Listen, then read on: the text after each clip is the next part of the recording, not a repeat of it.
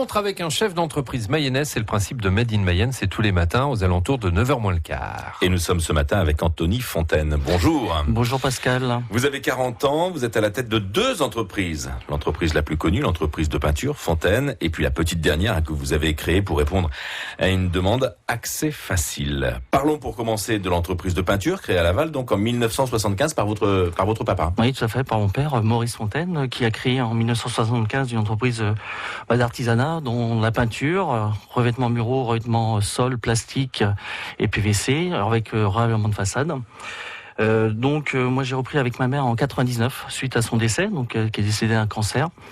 J'ai repris l'entreprise dans un choix de défi par rapport aux salariés. Et vous aviez une expérience dans le domaine ? Donc j'étais conducteur de travaux déjà dans le bâtiment travaux publics sur la Mayenne aussi, donc dans une autre entreprise mais qui est un peu plus grosse, un peu plus importante. Donc c'est un choix de vie où on prend la décision de faire un choix, soit on reste dans un gros groupe ou soit on travaille indépendamment et puis relever un défi. Et là vous vous êtes basé sur le savoir-faire des salariés déjà en place alors ? Voilà, tout à fait. Donc c'est d'avant tout des gens d'expérience qui sont restés, certains qui sont partis il y a quelques années maintenant, 3-4 ans, qui sont restés 30 ans dans l'entreprise familiale.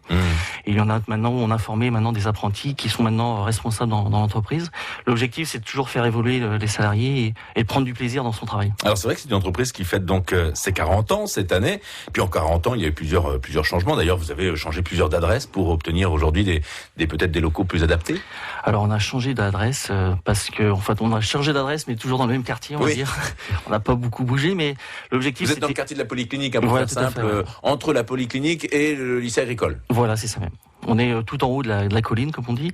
On se situe avenue des Français Libres à Laval.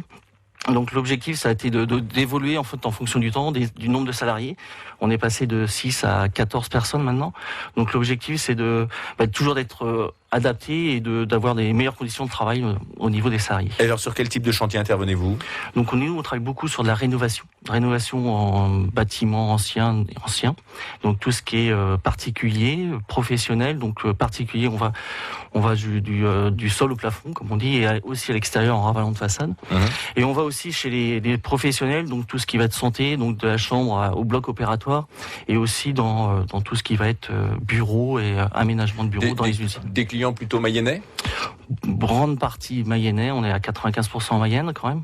Donc c'est-à-dire Laval et le secteur de la Mayenne, et on se déplace quand même un petit peu dans le secteur de Rennes, Nantes et Angers. Alors vous nous parliez, vous interveniez plutôt sur de la rénovation, ce qui veut dire parce que c'est vrai que quand on pense à la peinture, au métier du bâtiment, vous deviez être très dépendant justement du monde de la construction, mais finalement on dit souvent en ce moment que ça va pas très très bien au niveau de la construction, mais vous n'êtes pas touché forcément par ce phénomène. Alors en ce moment, non, c'est vrai qu'on a la chance où le secteur, nous, dans un secteur de peinture, de rénovation, où les gens ont besoin de refaire les intérieurs, donc un besoin de changer un peu de vie, de remodifier. C'est vrai que les investissements d'achat de maison sont moins importants, mais les gens agrandissent leur maison.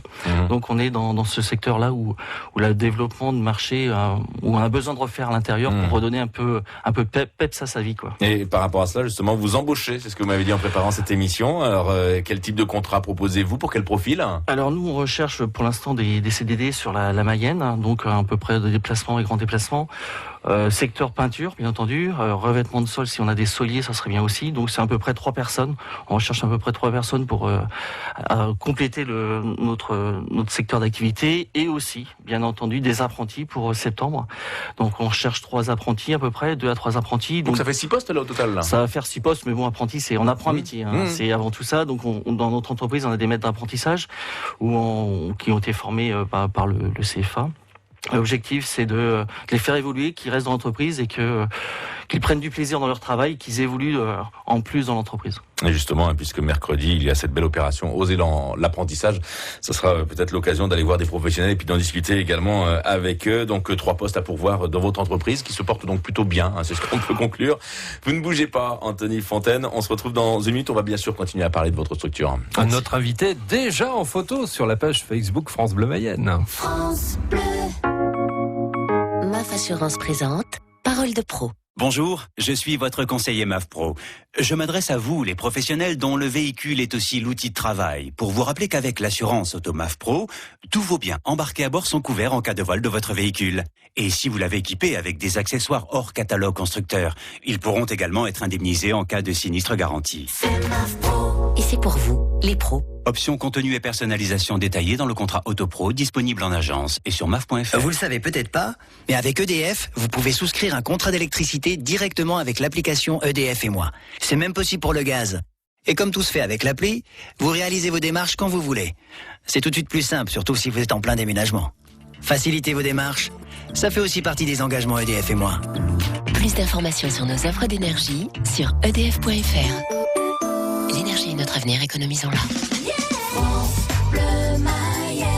Anthony Fontaine est notre invité de Made in Mayenne en ce lundi matin. En effet, avec deux entreprises, l'entreprise de peinture et puis l'entreprise Accès Facile.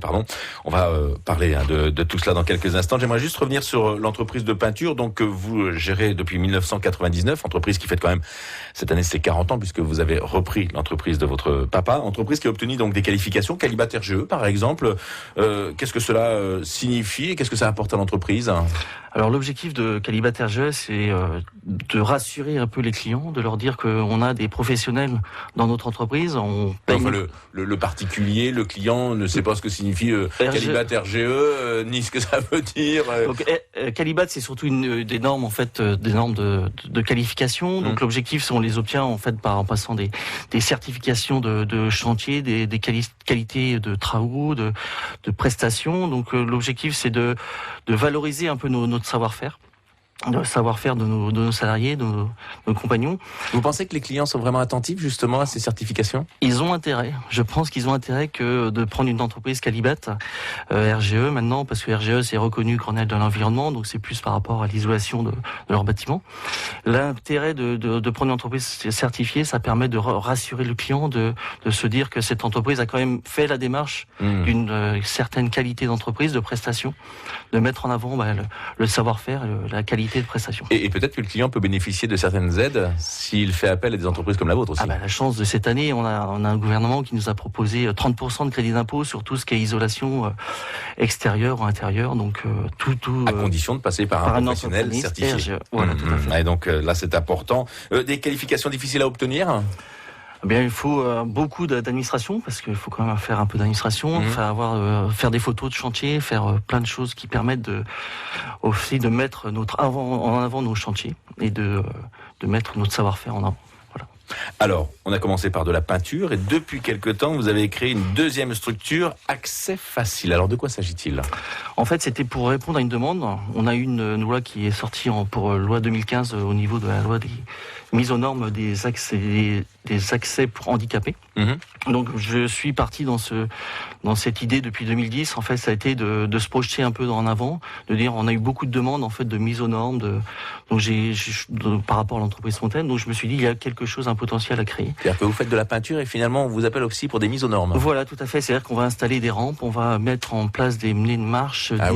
Lorsque par exemple rampes, vous travaillez chez un client qui a un escalier et il vous demande des petits plus justement pour faciliter cette accessibilité alors. Voilà, tout à fait. Donc c'est toute cette mise aux normes au niveau des magasins aussi, au niveau de l'administration. Donc tous les bureaux locaux publics sont obligés de faciliter un peu et d'améliorer le confort. Donc aussi on installe aussi pour les particuliers des salles de bain intégrées, c'est-à-dire sans bac à douche, sans d'un seul tenant. Ouais. Donc le métier de peintre a évolué en fonction et doit s'adapter aussi en fonction des clients alors. Il s'adapte plutôt en fonction des compétences et l'objectif c'est que on devient plutôt un métier de finition intérieure. Donc on va s'occuper de beaucoup de choses à partir de la peinture, c'est-à-dire mettre en avant ce savoir-faire manuel, parce qu'on est quand même un peu des chirurgiens du bâtiment, on va dire. Et l'objectif, c'est d'apporter une vraie valeur ajoutée de ce qu'on fait. Et ce qui veut dire que vous avez donc deux structures distinctes, avec deux équipes séparées, c'est ça ? Alors on a plusieurs, on est parti sur plusieurs équipes dans chaque entreprise. Donc l'intérêt, c'est de faire évoluer ces deux entreprises-là en même temps, quoi.